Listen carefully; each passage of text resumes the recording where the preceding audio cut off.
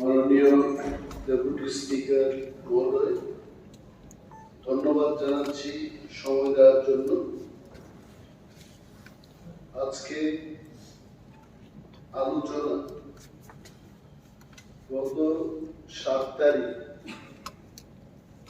আমাদের রাজ্যের মাননীয় অর্থমন্ত্রী for the year 2023-24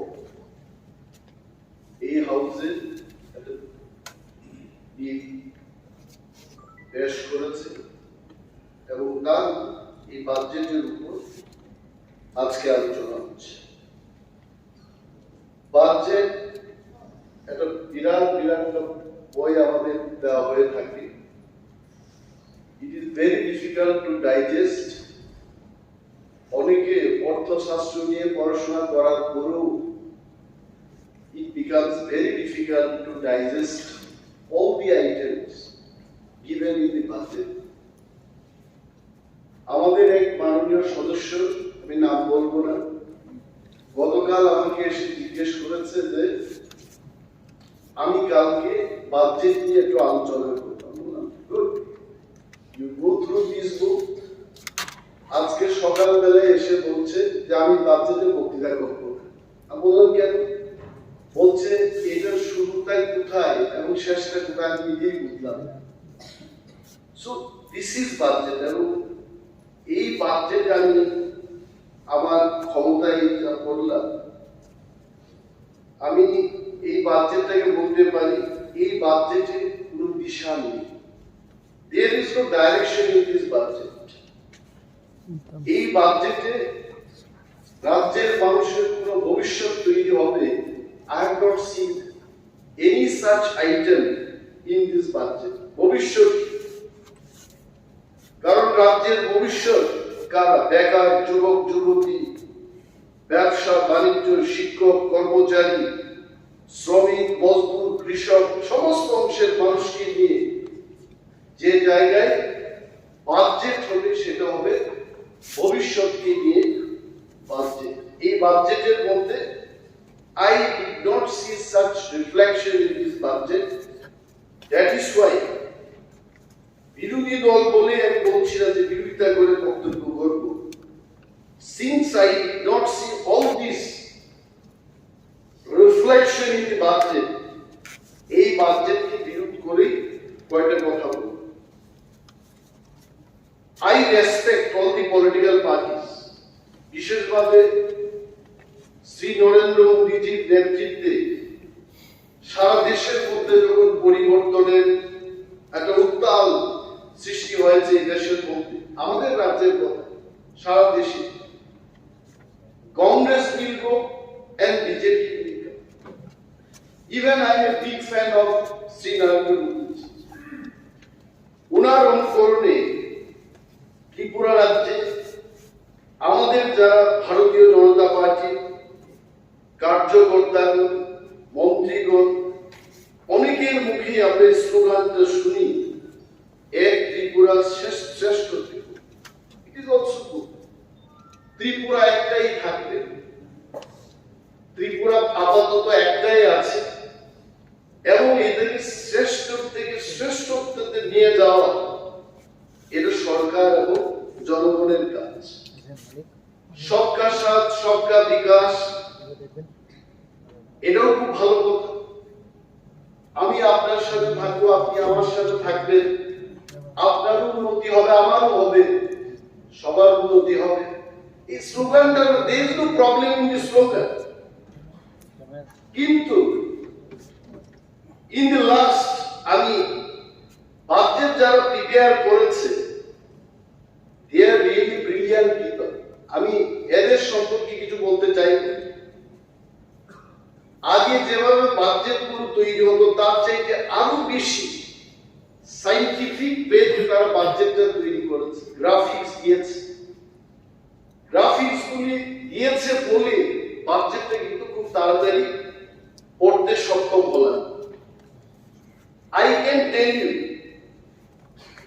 Honorable Deputy Speaker sir, মাননীয় মুখ্যমন্ত্রী আছেন, মন্ত্রী পরিষদের সদস্যগণ আছেন,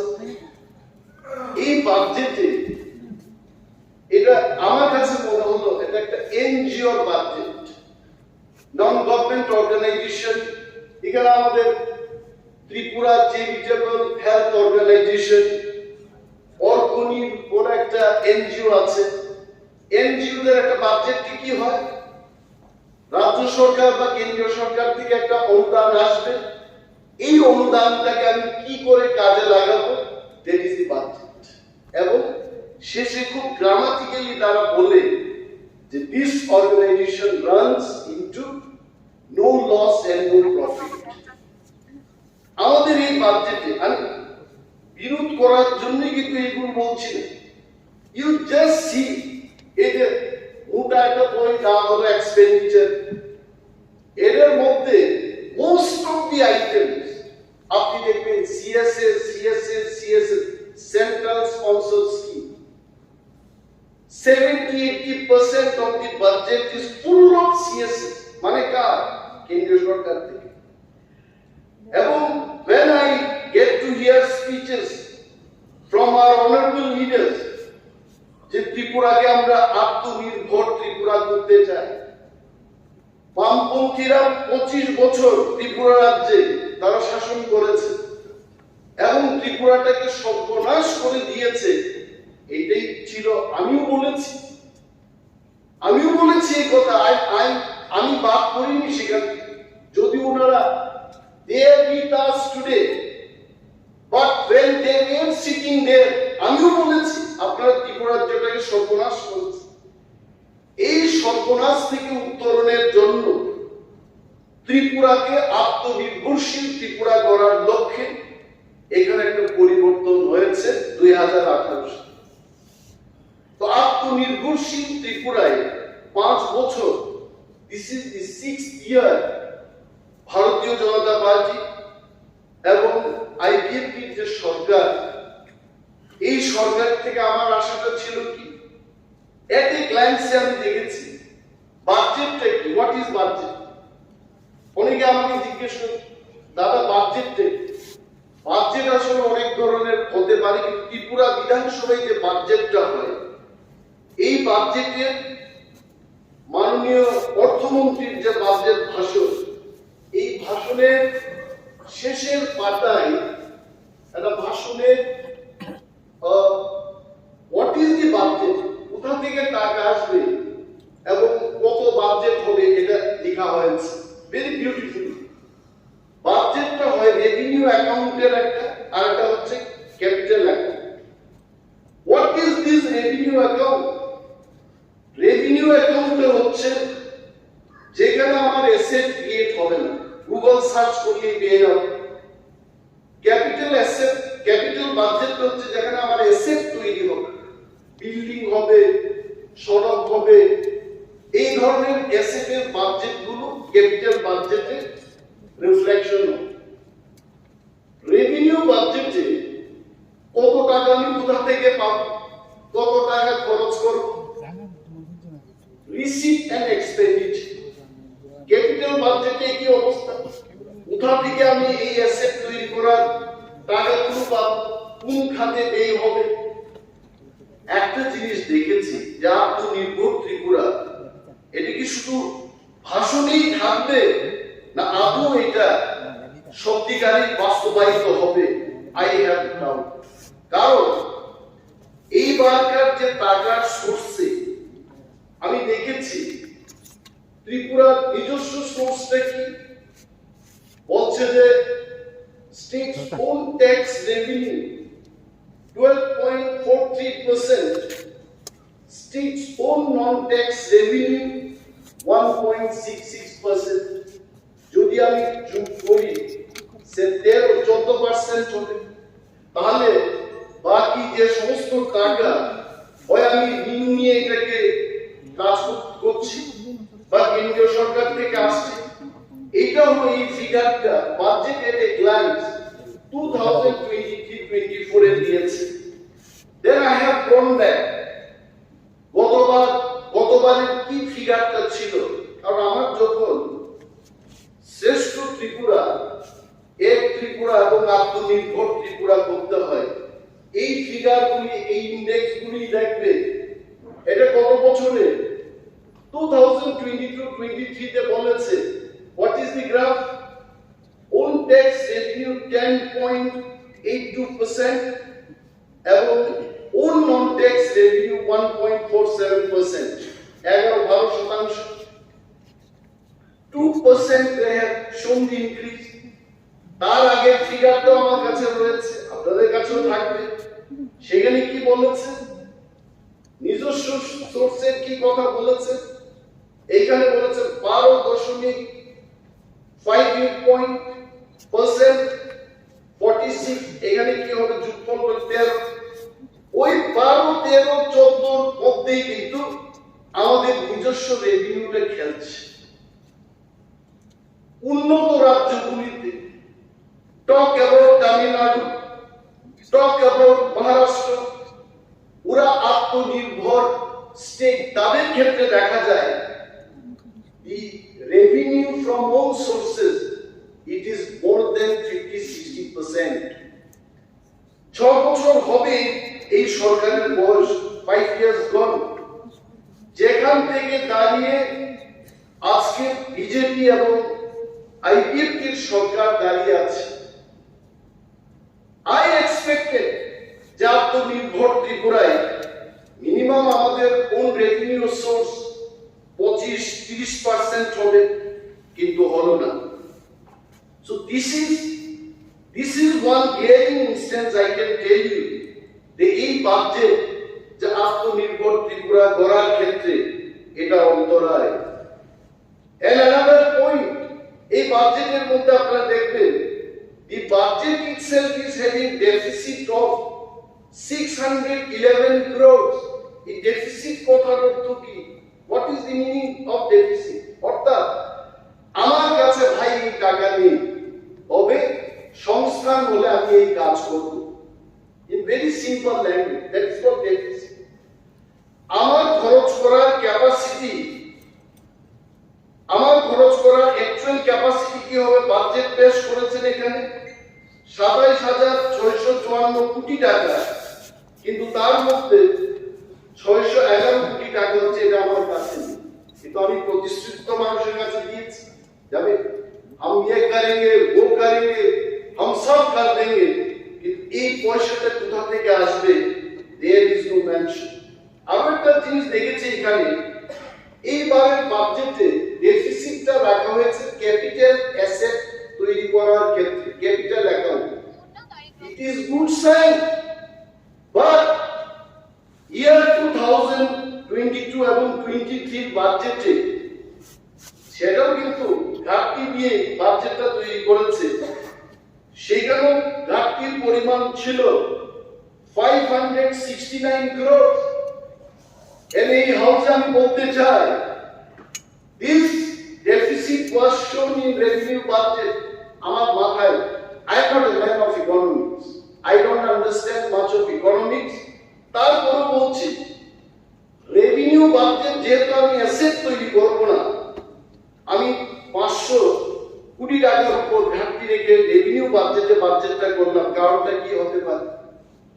আমার মতো সাধারণ রাজনৈতিক কর্মী আমি এটা ভাবতেই পারি, সিন্স ইয়ার 2023 তে ইলেকশন আছে, এই ইলেকশনে যদি আমি কিছু করতে যাই, অ্যাসেট তৈরির কি দরকার আছে? যা হবে রেভিনিউতেই হবে। This is not a good sign. Revenue বাজেটে বিশাল অঙ্কের টাকা ঘাটতি রেখে বাজেট করা, this was not the good sign of a budget. এই বাজেটে যারা নতুন এসছেন বা যারা বাজেট নিয়ে চর্চা করেন, আপনারা দেখবেন মাননীয় অর্থমন্ত্রীর বক্তব্যে উনি 177টা স্টেটমেন্ট দিয়ে সুন্দর করে বক্তব্য পেশ করেছেন। Printing is good, this printing I really appreciate. এই কাগজের যে কোয়ালিটি এবং টাইপিং যারা করেছে নিখুঁতভাবে টাইপিংটা করেছে, কিন্তু when you go inside this budget, এই বাজেটের মধ্যে it is contradicting with each other. এক জায়গায় বলছে আমি এই কাজটা করব, এই বাজেটে, এই বাজেট স্টেটমেন্টে আমি দেখেছি অনেক জায়গায় যা হয়ে গেছে এটাকে বলতে চেষ্টা বেশি করেছে। আমার কি হবে? Any speech of finance minister would be appreciated when he will talk more আমি এই করব, এই করব, এই করব।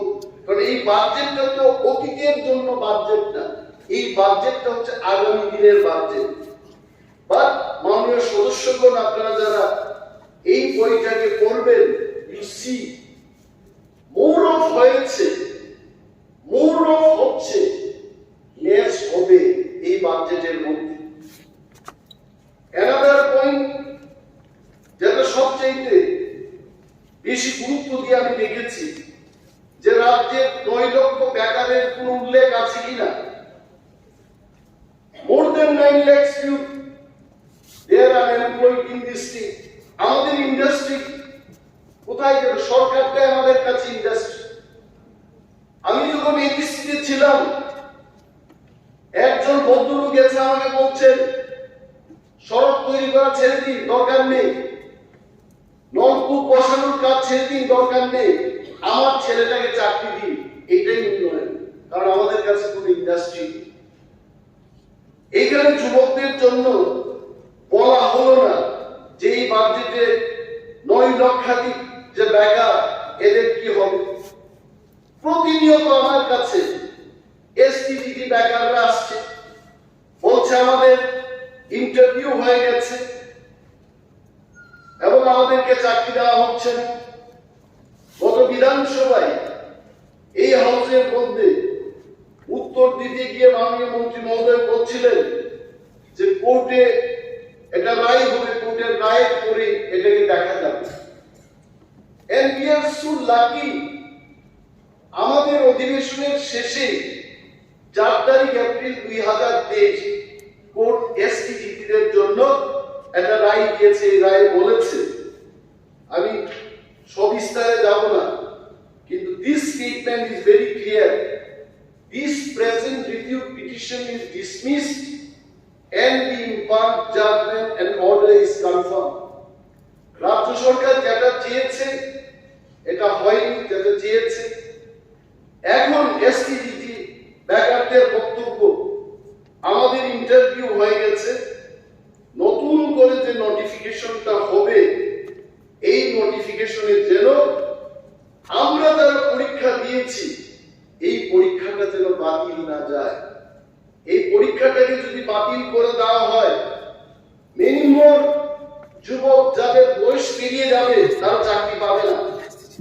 সরকারের দৃষ্টি আকর্ষণ করেই বলছি, নতুন রিফ্রেশ একটা নোটিশ যদি আপনারা করেও থাকেন, তাদের পরীক্ষা যেন বাতিল না যায় সেই দিকে লক্ষ্য রাখতে হবে। আরটিআই অনুযায়ী 5304টা পোস্ট ভ্যাকেন্ট রয়েছে। যারা গ্রাজুয়েট টিচার ছেলে মেয়েদের পড়াবেন, ক্লাস 9 এবং ক্লাস 10 এসপিটিদের জন্য অনেক পোস্ট খালি আছে। 230টার কথা সেখানে উল্লেখ আছে লাস্ট নোটিফিকেশন। আওয়ার আপিল, আমরা দেখতে চেয়েছিলাম এই বাজেটের মধ্যে যে ফর দিস আনএমপ্লয়েড ইউথ, তাদেরকে চাকরি দেওয়া হবে, তাদের জন্য সংস্থান আছে কিনা, কিন্তু আমি যা দেখেছি তার মধ্যে তার কোনো উল্লেখ নেই। আরো এখানে বলতে হয় জেআরবিটি, আমি আজকে একটা পোলিং অ্যাটেনশন দিয়েছি, বাজেটে তাদের জন্য কি আছে আমি জানি না, but I have not seen. এই ত্রিপুরা রাজ্যে এটা আরটিআই এর মাধ্যমে এখানে এসছে যে গ্রুপ সি পোস্টের জন্য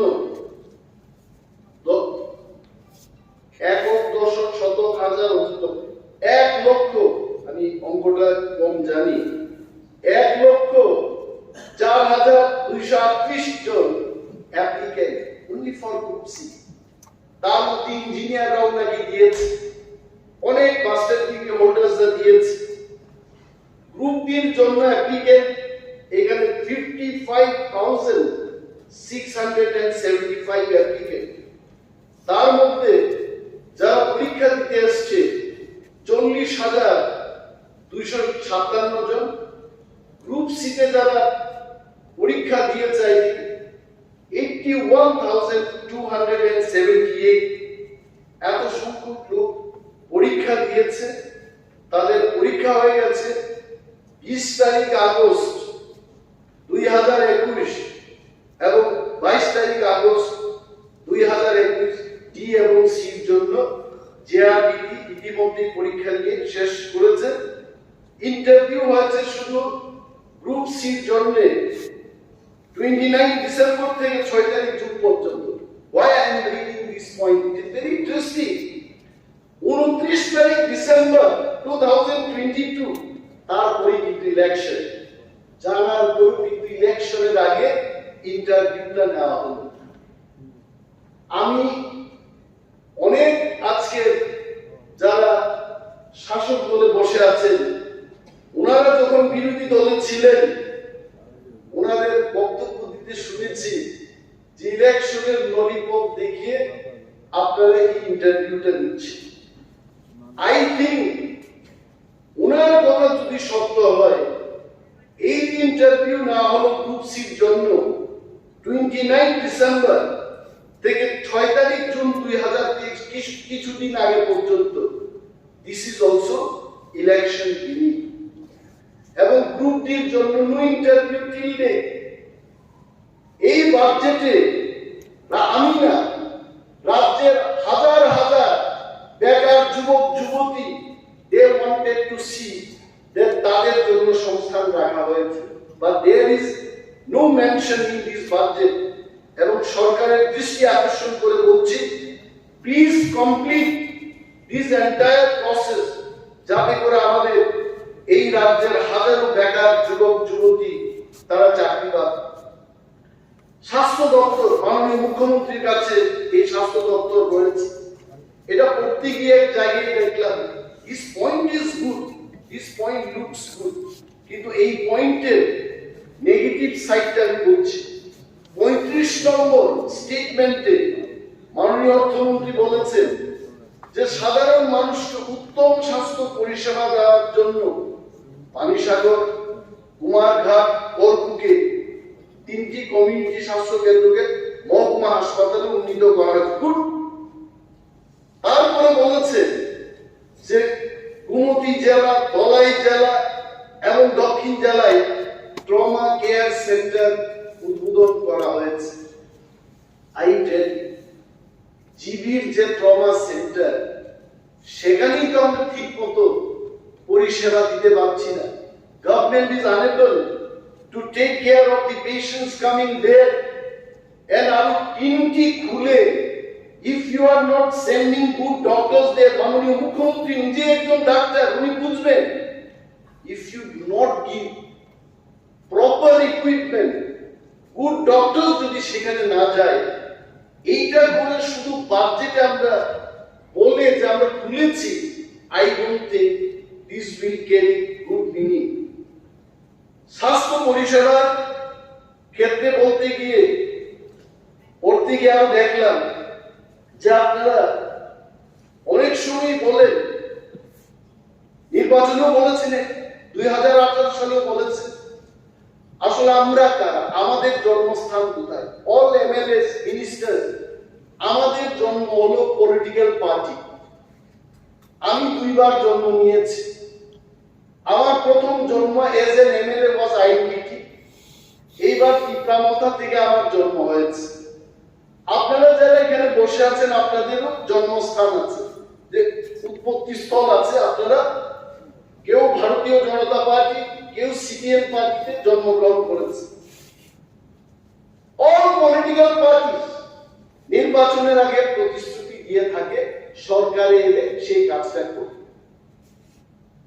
আমি আপনাদের নির্বাচনী প্রতিশ্রুতিতে দেখেছি যে জাতীয় স্তরে একটা হাসপাতাল করা, all India institute of medical সায়েন্সের মতো একটা হাসপাতাল ত্রিপুরায় গড়া। Very nice. প্রথম 5 বছর তো হলো না। Now you are entering in the second phase of your government, কিন্তু বাজেটে তার কোনো উল্লেখ নেই। তাহলে আপনারা নির্বাচনের সময় যা বলেছেন, এটার প্রতিফলন আপনারা করছেন। ইফ আই টক ভিশন ডকুমেন্টে আপনারা যা বলেছেন, আমি গিয়েছি কিছু কিছু বাজেটের বই দেখেছি, ফর 2021, 19, তারপরে 20 এগুলো দেখেছি। Very sad to tell the house যে এটার রিফ্লেকশন খুব কম হয়েছে।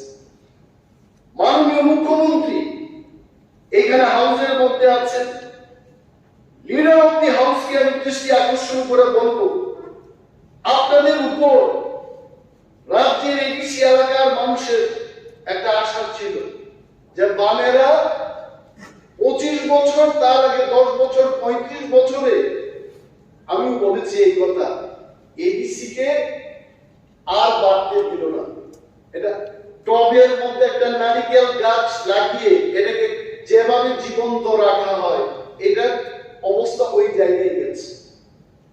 We expected বিজেপি এবং আইপিএফটি এই সরকার খেয়াল রাখবো। মাননীয় অধ্যক্ষ মহোদয়, আমি I am very timely man, আর আপনিও আমাকে টাইম দেবেন আমি জানি। তো let me just talk about that. এগুলো আমরা বললে সরকার জানবে যে কি হচ্ছেটা কি। এইখানে বাজেটটা দেখে আমি খুব ব্যথা পেলাম, আমি খুব ব্যথিত হলাম।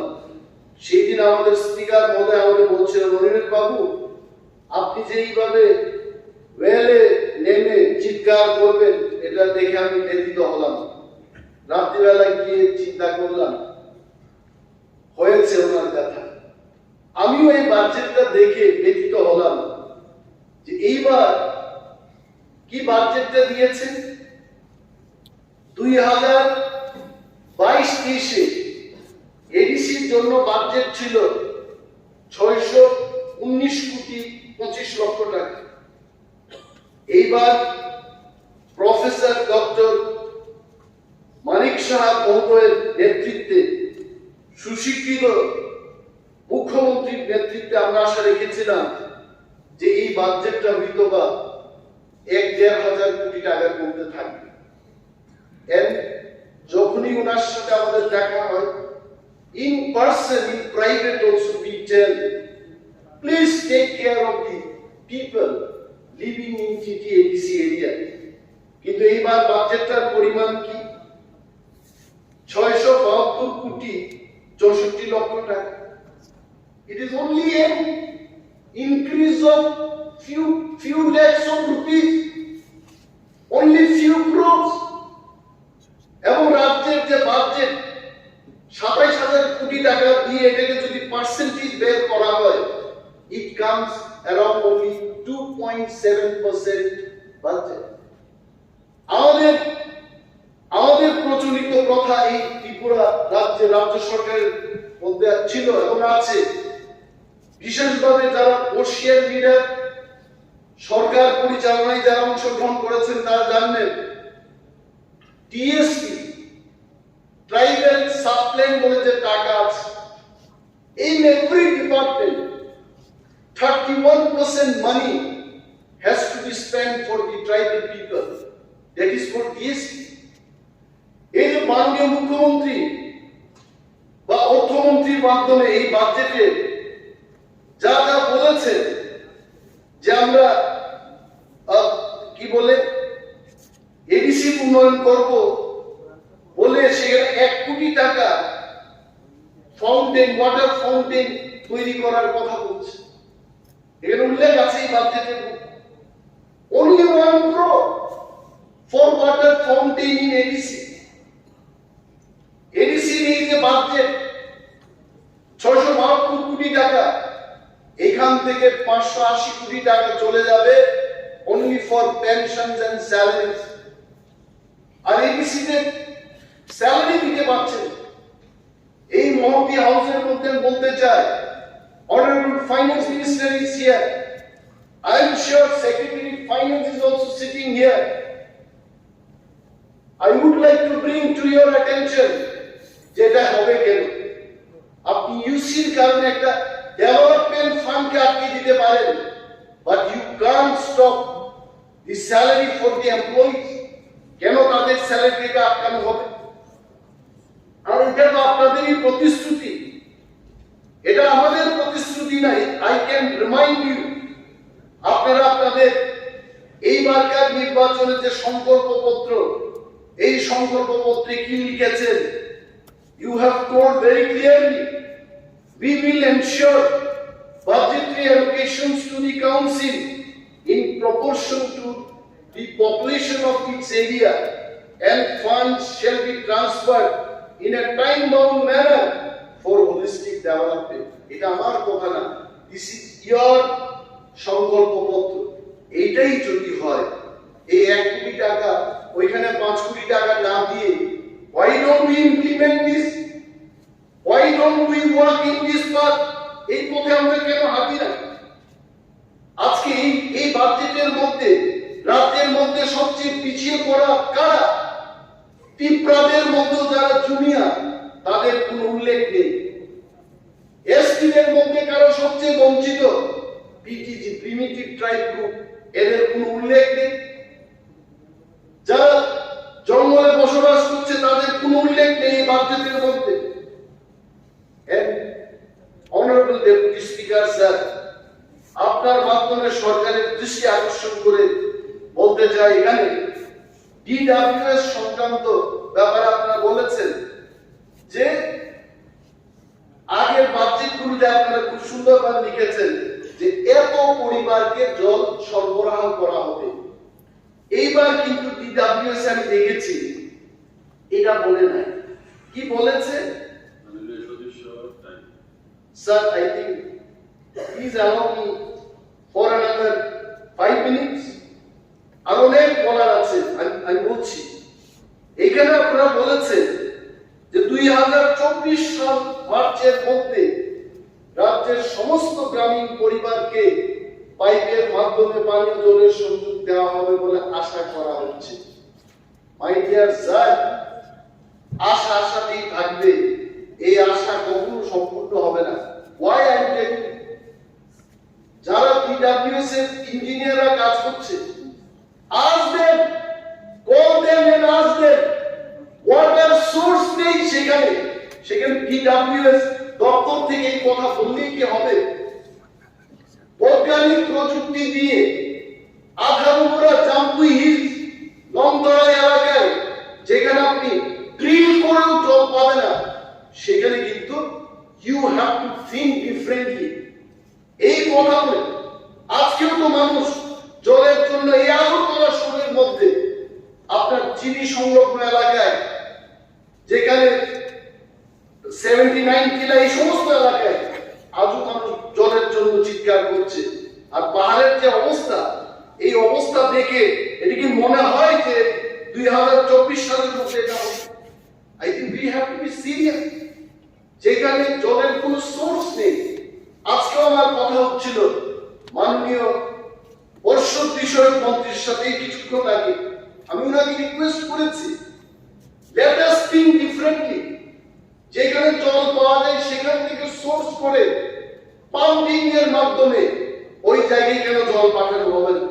Why we are wasting our money? crore কি crore টাকা এইভাবে শুধু খনন করে জলের সোর্স পাচ্ছি না, সেখানে আমরা কেন এই টাকা নষ্ট করব? তারপর আসুন, আপনাদের যেখানে এই বাজেটের মধ্যে এমন একটা জায়গায় আপনারা লিখেছেন, এই এট এ গ্লান্সের মধ্যে আমি দেখেছি যে 10 বছরে এই বাজেট যারা প্রিপেয়ার করেছে, beautifully you have prepare, again I appreciate, যে আগামী 10 বছর কারা কারা রিটায়ারমেন্টে যাবে এটার একটা তারা চিত্র দিয়ে দিয়েছে।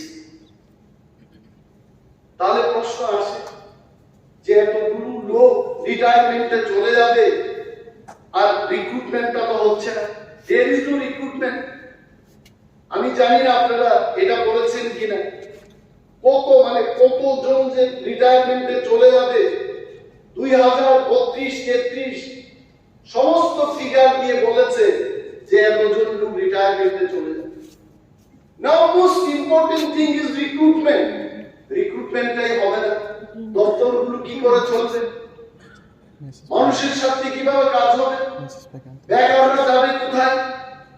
এখানে কোন এক জায়গায় বাজেট ভাষণে বলেছেন যে যুবকদের জন্য স্কিল ডেভেলপমেন্ট 115 নম্বরে বিগত 5 বছরের রাজ্যে 22,000-এর বেশি সংখ্যক যুবক যুবতীকে বিভিন্ন দক্ষতা অর্জনের প্রশিক্ষণ দেওয়া হয়েছে। Please take my statement, record it. এই রাজ্যের যারা স্কিল ডেভেলপমেন্টের প্রশিক্ষণ পেয়েছে, how many of them got job? Most of them they did not get job. এই ত্রিপুরা যে ঘোরাফেরা করছে, কারণটা কি? কারণটা হচ্ছে যারা স্কিল ডেভেলপমেন্টের ট্রেনিংটা দেবে তাদের ঠিকই উপার্জন হয়েছে, but the quality of training এটাতে এমন পর্যায়ে এই কোয়ালিটি দিয়ে বাইরের কোম্পানিগুলোতে, কর্পোরেট হাউসগুলোতে চাকরি পাওয়ার সেই স্ট্যান্ডার্ডটা তাদের নেই। সুতরাং মাননীয় ডেপুটি স্পিকার মহোদয়, আপনার মাধ্যমে দপ্তরের মন্ত্রীকে আমি দৃষ্টি আকর্ষণ করব, the quality of the skill development programme এটা যেন ভালো হয় সেদিকে নজর রাখতে হবে। রুটস এন্ড ব্রিজেস এর ক্ষেত্রে I was shocked to see this figure. 2022-23 তে আপনারা বলেছেন 150 কিলোমিটার জাতীয় সড়ক করেছেন। Who has done this? State government has done জাতীয় সড়ক। এটা কি স্টেট গভর্নমেন্টের কাজ? যতগুলো জাতীয় সড়কের কাজ হচ্ছে, who's doing this? Most of the work, the fund is coming from the central government, এবং এটাকে দেখাশোনার জন্য একটা সংস্থা অলরেডি আছে, NHIDCA। এটার মধ্যেও তো আই টেল ইউ, মাননীয় সদস্যরা আছেন, মন্ত্রী মহোদয়রা আছেন, ত্রিপুরা সরকারের পিডব্লিউডি দপ্তর আছে। পিডব্লিউডি দপ্তরের মধ্যে NH বলে একটা উইং আছে। এই উইংকে যখন জিজ্ঞেস করি যে হাইওয়ে গুলোতে এত নিম্নমানের কাজ হচ্ছে, এটা আপনারা কেন দেখছেন না? তারা বলে, স্যার আমাদের তো এটা দেখাশোনার দায়িত্ব না, এটা ডাইরেক্ট দিল্লি থেকে লোকগুলো আসছে, এদের এক্সিকিউটিভ ডাইরেক্টর GMরা সব দেখছে, আমরা ত্রিপুরার ইঞ্জিনিয়ার, আমাদের এই কাজগুলো দেখাশোনার কোনো দায়িত্ব নেই। মাই কোয়েশ্চেন ইজ, আমি খবর নিয়েছি মণিপুর, অরুণাচল, আসামে ওইখানকার পিডব্লিউডি দপ্তর ওই কাজগুলো মনিটরিং করে। You don't do that work. Monitoring করে তখন আমরা জনপ্রতিনিধিরাও জিজ্ঞেস করতে পারি, আমাদের ইঞ্জিনিয়ারদের জিজ্ঞেস করতে পারি যে কেন এগুলো হচ্ছে না। আপনি কাকে জিজ্ঞেস করবেন? খোয়াই কমরপুর রুটের কথা বলছে হাউসে দাঁড়িয়ে, হাইওয়ে তৈরির ক্ষেত্রে ব্রিক্স ব্যবহার করা যায় না, বা দে আর ইউজিং ব্রিক্স। ট্রেন তৈরি করার পর স্লেব দেবে, স্লেব দিচ্ছে না, কিলোমিটার কি কিলোমিটার তৈরি হচ্ছে। কাকে জিজ্ঞেস করব? whom to ask this question? কেন আমরা আমাদের পিডব্লিউডি, NH এদেরকে দায়িত্ব দিই? তাতে আমি দেখেছি 3% এজেন্সি ফি আমরা পাবো, 3% ফর মনিটরিং ফিটাও পাবো।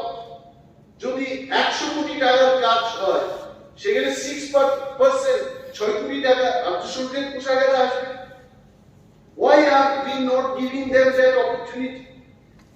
এমনিতেই তো এখানে গত বছর রাজ্য সরকার মাত্র 30 কিলোমিটার রাজ্য সড়ক নির্মাণ করা হয়েছে।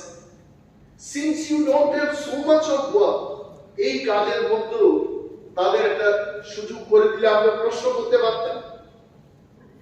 ডেপুটি স্পিকার স্যার, আপনি আমাকে বলবেন যে আপনার সময় উত্তীর্ণ হয়ে গেছে, আপনি বসে পড়ুন, নতুবা ওয়াচের ওয়ার্ডকে দিয়ে আপনাকে থামাতে হবে। তবে I tell sir, tribal welfare department, it is such a big department. এই ডিপার্টমেন্টের মধ্যে মানুষ যে এই বাজেটটা বেরিয়েছে সোশ্যাল মিডিয়ায়, মানুষ আমাকে প্রশ্ন করছে, আপনি বলুন বিধানসভার মধ্যে ওবিসি এর জন্য যদি IAS IPS এদের ব্যবস্থা নেওয়া হবে, তাহলে কেন এসটিদের হবে না? কেন এসটিদের ক্ষেত্রে হবে না? এই যখন মাননীয় মন্ত্রী মহোদয়গণ বক্তব্য রাখবেন এগুলো নিশ্চয়ই উত্তর দেবেন, কারণ এইখানে শুধু ওবিসি ওয়েলফেয়ার থেকে কি কি বিষয়ে আইএস এর জন্য কতজনকে 180 জন বলেছে কোথাও, এদেরকে ব্যবস্থা করবে, কিন্তু এসসি এবং এসটিদের সেই ক্ষেত্রে কোনো উল্লেখ নেই। Now come to the point of power department. Power department এর যিনি মাননীয় মন্ত্রী মহোদয়, he is the most experienced member in this house. প্রশ্ন যাচ্ছে এখন যে লোডশেডিং হচ্ছে, load shedding is a big problem. আমার নিজস্ব বাড়ি, গ্রামের বাড়িতে my father gave me a call one day, আজকে থেকে 1.5 মাস আগে, বলছে তুমি বিরোধী দলনেতা, তোমার কোনো পাওয়ার নেই নাকি? আমি বললাম কি পাওয়ারের কথা বলছো? বলছে গ্রামের মধ্যে 7 দিন ধরে এখানে ইলেকট্রিক পাওয়ার নেই, আর কেউ খবর রাখছে না। ইঞ্জিনিয়ার বাবুকে গিয়ে বলছে যে ওই একটা নাম্বার আছে, ওই নাম্বারে ফোন করো, ওইখান থেকে এরা বলবে। আসলে তো people are not habituated with call center. আগুন তোলার সময় এটা খারাপ হবে, লাইন খারাপ হবে, এটা কোন করতে হবে, দিল্লিতে বসে আছে কেউ কল সেন্টারে, ওইখান থেকে নির্দেশ এনে এখানে কাজ হবে। প্রাইভেট কোম্পানি, আপনাদের নিশ্চয়ই মনে আছে যে ইলেকট্রিসিটি বিল কেন বাড়ছে। মানুষের একটা ধারণা আছে যে আমার এইটুকু ফ্রিজ ব্যবহার করার পর, এইটুকু লাইট জ্বালানোর পর আমার এইটুকু বিল আসছে। Now people are having question, আমার দ্বিগুণ ত্রিগুণ করে কেন বিল আসছে? প্রশ্ন বুঝতে গিয়ে ব্লকে তালা লাগানো হচ্ছে। এই প্রশ্নকে এটা কারণটা people are taking, এটার প্রবলেম হচ্ছে প্রাইভেট কোম্পানি। প্রাইভেট কোম্পানির লোকগুলো মুনাফা লুটার জন্য এরা বিলটাকে বৃদ্ধি করে দিচ্ছে। মাননীয় মন্ত্রী মহোদয়কে আমি অনুরোধ করব যে এই বিষয়ে খোঁজ খবর নেওয়া উচিত, আদৌ কি এটা হচ্ছে কিনা। লোডশেডিং এর ব্যাপারটি ওনার সাথে যখন কথা হয়, উনি বলছিলেন যে গরমকালে তার এবং তারকে ধরে রাখার একটা জায়গা উনি জানবেন, উনি বলবেন, যখন বলবেন যে এটা গরম হয়ে তারটা ছিঁড়ে যাচ্ছে, তার না লাগানো পর্যন্ত লোডশেডিং ঠিক করা যাচ্ছে। আমার প্রশ্ন হচ্ছে ত্রিপুরা রাজ্যে প্রত্যেক বছর গ্রীষ্মকাল হবে, প্রত্যেক সময়টা গরম হবে, জ্বলবে, তারটা ছিঁড়ে যাবে, তখন মানুষের কি করতে হবে? We have to be serious. We have to do all this. বাজেটে পাওয়ার ডিপার্টমেন্টে কাঠভূষণ আনলো, আমি খুঁজে দেখলাম, কারণ কাঠভূষণ আনার ক্ষেত্রে একটা রুলস সেখানে আছে যে এস্টিমেটেড বাজেট থেকে এইবারকার বাজেট যদি কম হয় তাহলে সেখানে ইউ ক্যানট আস্ক কাঠভূষণ। তাহলে আমার কোনো স্কোপ নেই, মাননীয় সদস্যদের স্কোপ নেই। কিছু কিছু ক্ষেত্রে ত্রিপুরা সরকারের যে বাজেটটা আপনারা পেশ করেছেন, এই বাজেটে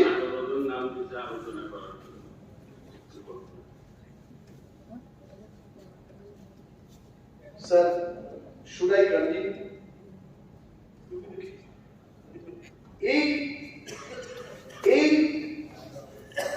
এই যে জিনিসটা আমি আসলে ভুলেই গেছি, উনি আমাকে কোম্পানি, তো দিস ইজ দি কোম্পানি। তো এখন আবার একটা নতুন কোম্পানি হচ্ছে, এখানে বোঝা গেল 143 নম্বরে লিখেছেন রাজ্যের বিদ্যুৎ পরিবহনের পরিকাঠামো উন্নয়নের জন্য ত্রিপুরা পাওয়ার ট্রান্সমিশন লিমিটেড নামে একটি নতুন কোম্পানি গঠন করা হয়েছে। তো অনলি কোম্পানি আফটার কোম্পানি, আর কিন্তু আমাদের যে দুর্ভোগ লোডশেডিং এটা দূর হবে। এবং মাননীয় মন্ত্রী মহোদয় যখন বলবেন, I am sure he would love to reply all this points. এবং এই বাজেটের মধ্যে বিশেষভাবে কর্মচারী বন্ধু, কর্মচারীদের জন্য এখানে কিছু রাখা হয়েছে নাকি? What is NPS? National pension scheme, যখন এই কনসেপ্টটা বেরিয়েছে দেশের মধ্যে, some of the employees they felt যে দেশের মধ্যে এমন একটা পেনশন স্কিম চালু হয়েছে যেটা হলে পর কর্মচারীদের লাভ হবে। আসলে ন্যাশনাল পেনশন স্কিম বলেটা কি?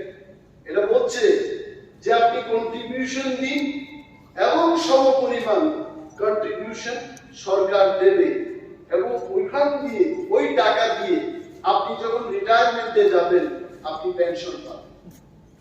The old pension scheme was আপনাকে কোনো কন্ট্রিবিউশন দিতে হবে না, সরকার will give you the pension।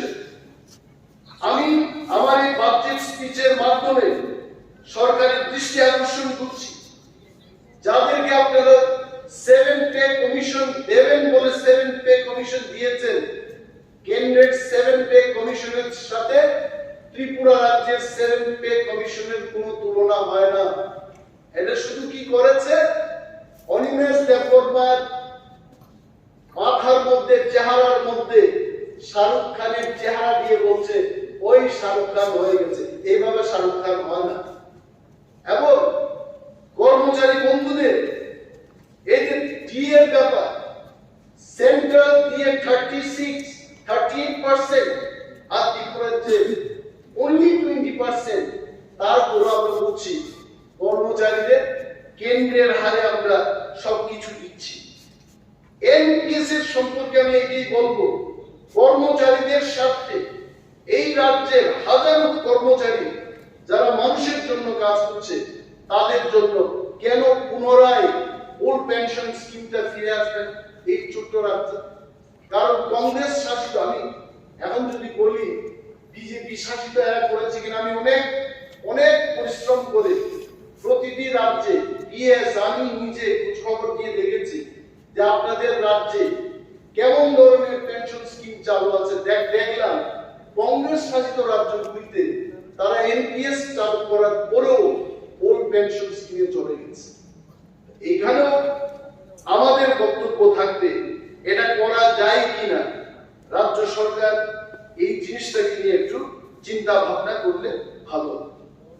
এখানে মাননীয় মুখ্যমন্ত্রীর দৃষ্টি আকর্ষণ করছে ৬২ নম্বর, এখানে বলেছে chief minister meritorious award for students with benchmark disabilities এর অধীনে বেঞ্চমার্ক যুক্ত 54,000 টাকা করে পুরস্কার দেওয়া হবে।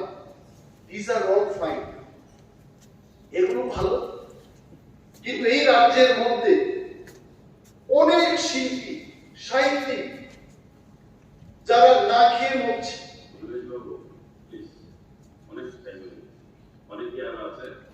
I conclude in just next 2 minutes. আমি আপনাকে ধন্যবাদ দেব, ইউ গিভ মি ধন্যবাদের জন্য 1 মিনিট দেব। তো রাজ্যের অনেক শিল্পীরা না খেয়ে মরছে, তাদেরকে কেন সম্মান দেওয়া হবে? তাদের জন্য আমরা কেন ভাববো? যারা বাংলা সাহিত্যকে নিয়ে লিখছে, আমি জানি, আমি নাম বলতেও পারি, সুবীর সেন ঘোষ রাজনীতি করতেই পারে, হি রাইটস সো ওয়েল, কিন্তু তার আমি জাস্ট উদাহরণ দিয়ে বলছি, ওনাকে দিতে হবে এই কথা বলছি। লাইক দিস ককবরক নিয়ে যারা লেখালেখি করছে, বাংলা সাহিত্যকে নিয়ে কবিতা যারা লিখছে, there are n number of people in Tripura, talented people, যারা আমাদের সমাজকে দিয়ে যাচ্ছে, তাদেরকে আমরা সম্মান দিতে পারি না? যেহেতু মাননীয় মুখ্যমন্ত্রী একের পর এক এখানে প্রকল্প হচ্ছে, অনেক কিছু হচ্ছে, তাদের জন্য কোনো ব্যবস্থা করা যায় কিনা আমি সরকারের কাছে অনুরোধ করছি। এবং তাহলে আমাকে শেষ করতেই হবে।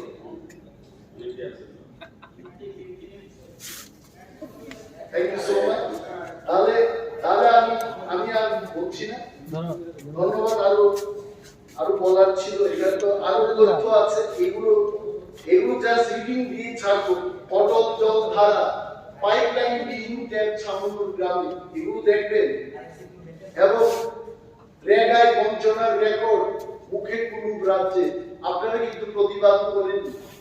যে সমস্ত পত্রিকায় বেরিয়েছে সরকার স্বীকৃতি প্রাপ্ত সংবাদপত্র, এটা যদি সত্য না হয় আপনাদের প্রতিবাদ করা উচিত ছিল। এগুলো দেখবেন। এই বাজেটটা আরো সুন্দর করে রাজ্যের মানুষের স্বার্থে দেখালে বেকার, কৃষক, ব্যবসায়ী সমস্ত অংশের মানুষের কল্যাণ যেন হয়, সেইভাবে যেন আবার পেশ করা হয়। এই কয়েকটি কথা বলে আমি আমার রাজ্যের বক্তব্য শেষ করছি। ধন্যবাদ।